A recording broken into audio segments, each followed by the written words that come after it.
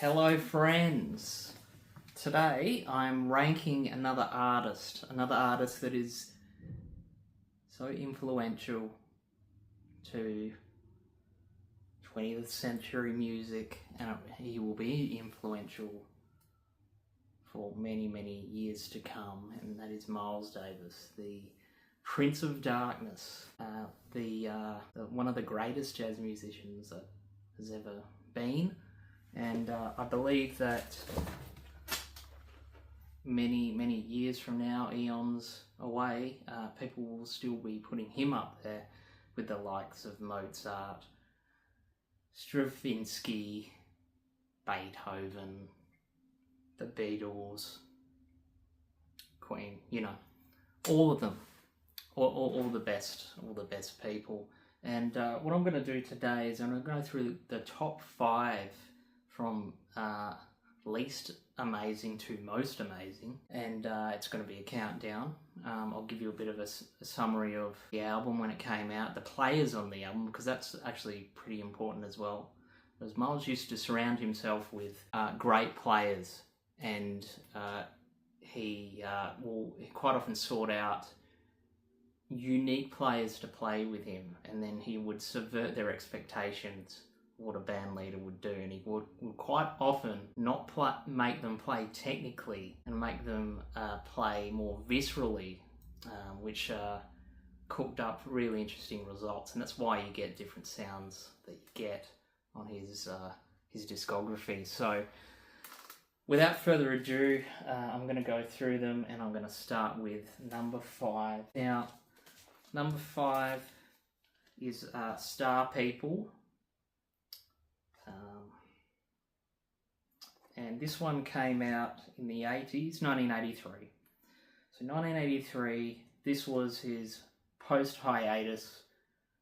He had been away for about 4 or 5 years, kind of, I don't know, slumming it, just been out of the public eye, not playing music at all. He was just doing his own thing, And anyway, he finally got coaxed back into playing in 1980, and in 81 he put out his first comeback album, The Man with the Horn, which I quite like. And then he, I don't know if there's one in between this and Star People, I can't remember, but he put this one out in the early 80s. And the lineup on this one is Miles Davis, trumpet and keyboards, and he was doing a lot of keyboard sort of stuff as well. Mino Senilu, percussion. You've got Bill Evans, tenor and soprano sax. Great player there. Al Foster on drums. You've got Marcus Miller, who would be a constant contributor to the 80s stuff. Legendary guitarist John Scofield. Mike Stern, another amazing guitarist on electric guitar, and then Tom Barney on electric bass. Now, this traverses with a happy medium between sort of not going too 80s and then still paying homage to sort of the funk that he was doing in the 70s. So you've got like tracks like Come Get It, Speak. On side 2 you've got the title track Star People, UNL, and then Star on Sicily. This is a really good album, and it's highly overlooked, I think, in his canon. I highly recommend it to anyone who hasn't heard it. If you've been a person who's just sort of gone, you really like Tutu, there's lots of like really like DX7 Yamaha synths, and I don't like the 80s, you might actually really enjoy Star People. So that's number 5. Now we go back a little bit. Not too far, but we go back to the very last thing he did, or one of the last things he did before he went on hiatus, and that is one part of the 2-part Japan concert series, and that is Pangea. So Pangea was recorded on the same day as its sister album, Aghata. And this is the night set. The cover's a little bit quite obscure. It's kind of darkish. I'm just if we open the gatefold, we've got a nice gatefold there.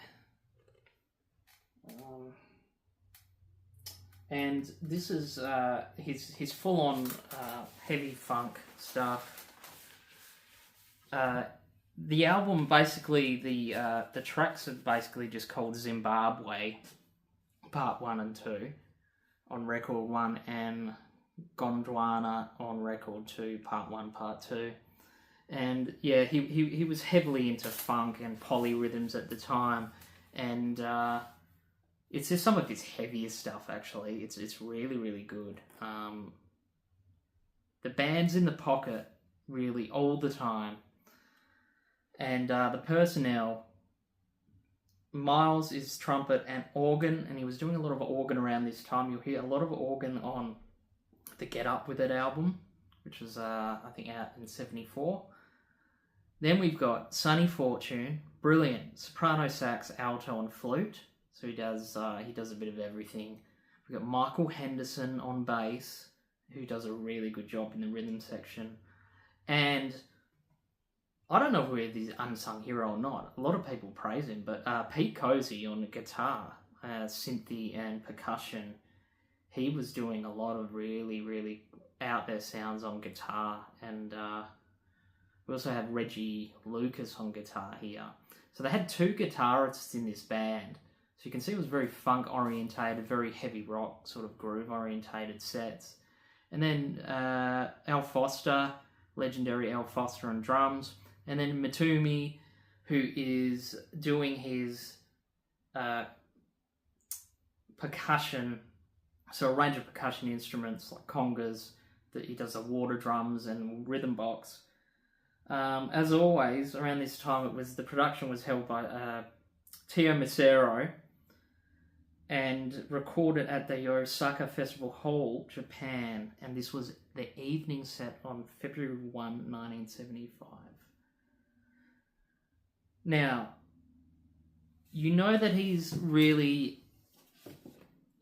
means business when there's a footnote on the side of the record that says, "We suggest that you play this record at highest possible volume in order to fully appreciate the sound of Miles Davis." And I'm sure thousands and thousands of people did. This was his fusion era, commonly being cited as being 1969 through to 75. And it's brilliant. And number 4 is Pangea. Okay. We don't actually go back too far into the catalogue of Miles, really, in this top 5, because there's a certain period of his stuff that was so iconic that it kind of overshadowed some really early good stuff, but I can't include it, because as I was doing the rankings, I can't go past these albums. So with Pangea, we had 1975, and then now we go back only a couple of years, to 1972, and we go with On the Corner. There. On the Corner. Now we are straight. We're in the midst of civil rights movement. That's where we are. We're smack bang in the middle of that. You know, Fat Albert, Bill Cosby, all of that sort of stuff, and the artwork is very symbolic of that. And being really catering towards Black American audiences, something that Miles was pretty passionate about doing. He wanted to really get that black audience. And it's not that he ever lost his black audience, it's just that I think there may have been, after the time Bitches Brew came out, there might have been a lot of Caucasian people listening to Miles, and maybe he thought that he needed to recapture some of his street cred. I'm not too sure. I won't analyse that too much because I'm not really an expert on that. But it's great, you know. This is the full-on funk primordial soup that is On the Corner. I think it's interesting that inside here, as I've just showed you with the characters here, they're all sort of saying something, and I'll just read out what they're saying. So, top left lady says, "Bitches brew what?" And then the guy just opposite that goes, "Miles, man, can we go back? You know, kind of blue." You got another guy, looks like he's got a pimp hat on, I think. Not too sure. "Miles is my main man, live and evil." And then we've got the drunk on the bottom, and he says, "If I had a taste, I'd drink to Miles at the Fillmore." So we've got sort of a commentary on things that maybe people were saying at the time. He'd sort of turned his back on traditional jazz and went into, different forms of music. He really went into an Eastern mode of playing with his rhythms and compositions.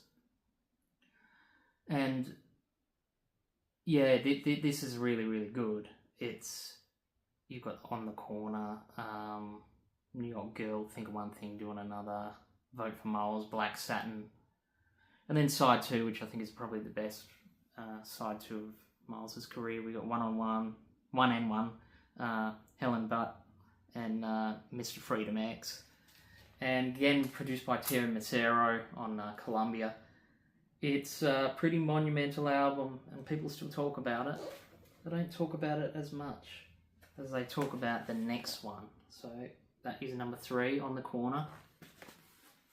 Again, yes, I understand that this countdown is very 70s and late 60s dominant, but again, I'm calling it as I see it. And number 2 is Bitches Brew. 1969, Columbia, one of the most iconic album covers ever. Here we go, we've got the full thing there. Yeah, I mean, from the artwork, you just know that it's not something conventional that you're looking at here. This is a Japanese pressing, but you've got an interesting sort of thing because he's on the inside there, and then there's some liner notes, and you see Tio Macero in photograph there with Miles. And if we go, just without me dropping the mic, we can go here, and we've got a full gatefold layout there. Now, in terms of music that drops and changes the culture and changes the whole composition of the world, it's like these musical big bangs, I call them. And there's several points in history, in musical history, that I think sort of have that. And there's lots of points that, it's like whenever somebody heard Beethoven's The Fifth, to the outrage that came from Stravinsky's Rides of Spring, through to the pelvic thrust of Elvis and the outrage that caused. The Beatles coming, Beatles doing Sgt. Pepper's, Radiohead releasing Kid A. There's all these things that just took a big swing, and the artists that were involved in these events were putting themselves out there and were lending themselves to lots of scrutiny, and they were vulnerable. And that's the whole idea of art, is to be vulnerable and be yourself, no matter what anybody else wants you to do. And Miles Davis was very big on that.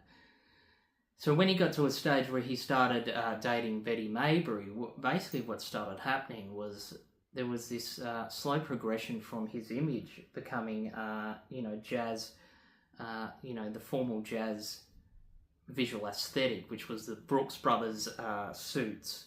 And he would slowly morph into a more contemporary image where he sort of, grew his hair out a little bit. He started wearing, 60s sort of clothing. And as a part of that, that reflected in his music as well, because he was bringing in fusion players from the UK, like John McLaughlin, and he was bringing in like funk elements into his music, and it would all culminate in Bitches Brew when this came out. And during the sessions of Bitches Brew, there was a lot of sort of disconnect. I think some of the players sort of didn't really have an idea of what they were sort of playing at the time, because it seemed sort of a bit strange and otherworldly, and it was, but it influenced so many other artists. And there's what came before Bitches Brew and what came after, and that's how significant this album is. And just from the jams that they did in the sessions, it was then all the tapes were then used and cut up and provided the full tracks for Teo Macero to put out onto this album. So you're not hearing just jam sessions or jamming of compositions. You're hearing cut-ups of it, which is really interesting. And Teo Macero used to do that cut-up technique with Miles through to 1975 when he sort of went into semi-retirement. So not only was it's just evolutionary in the culture, evolutionary in music, and also just like visual aesthetics. This is, an album cover that, there's so many album covers that, wanted to achieve that kind of striking visual representation after Bitches Brew was released. It's not that there weren't good album covers before that, there were. But after Bitches Brew came out, people had to take the album cover very, very seriously as part of the whole product, because concept albums were also becoming a huge concern for artists. They were wanting to create cohesive collections of songs with a big emphasis on visual aesthetic. And then, you would see that in albums like Dark Side of the Moon, Pink Floyd, and the Hypnosis covers and the Yes album covers. So it was just so important for the time, and nothing ever really sounded like it. I remember when I first heard it, I just didn't know what the hell was going on. I was so confused. You start with Pharaoh's Dance, and it's like, just kind of like,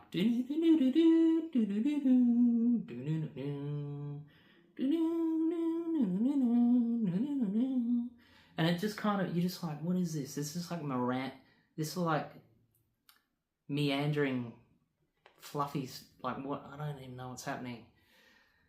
And it would like sort of stop, start. And as I kept listening to it, you get to Bitches Brew, which is the next track, which is even more impenetrable, because it has like 8 false starts in it. Like it's so strange. But then the more I got to listen to it, the more I sort of became synchronized to its ideas. It's really hard to explain, because it's more of a thing that you feel in your body rather than you hear in your ears. It's just such a unique experience, and that's why it's number 2. I won't go on too much about it, because it could be here for hours. Now, this will come as no surprise to anybody, probably, because it continues to be one of the best-selling albums of all time, and we go back further to his classic second quintet period, which started in 1959, I believe. Could be wrong with that, with the second quintet, but it's Kind of Blue. I have a variant cover of this, so that's not the usual cover, but that's the cover I've got. I don't know if it's Australian exclusive or what the go is, I'm not too sure. But it's a very, very nice sounding pressing, so... But Kind of Blue started a revolution in modal jazz, a different way of playing, and it was, using modes and being able to explore those instrumentally. And the real unspoken hero of this album is Bill Evans, because his piano pretty much is the glue that helps stick everybody else in. That's not to say that the contributions of Cannonball Adderley, Wynton Kelly, Paul Chambers and James Cobb aren't significant, but they are. Because all of the names I just read out are absolute behemoths in jazz. And